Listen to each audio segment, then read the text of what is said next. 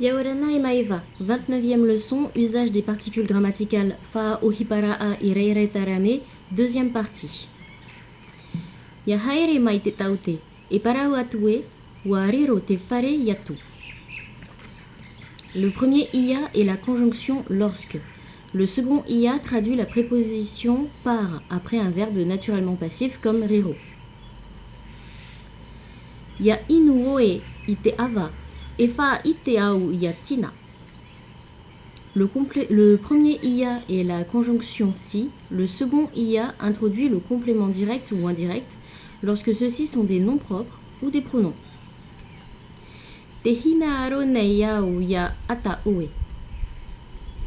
Ici, nous trouvons le ia, conjonction que, devant un subjonctif.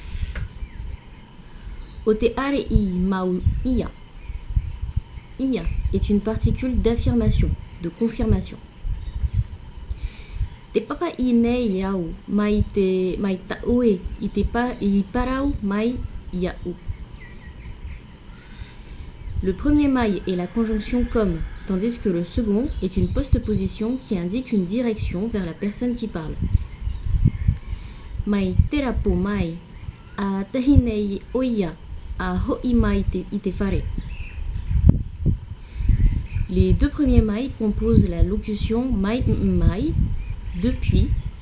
Le troisième mai représente le même cas de postposition que dans la phrase précédente, à savoir une direction vers la personne qui parle. On se retrouve la semaine prochaine pour la troisième et dernière partie de cette 29e leçon. Nana!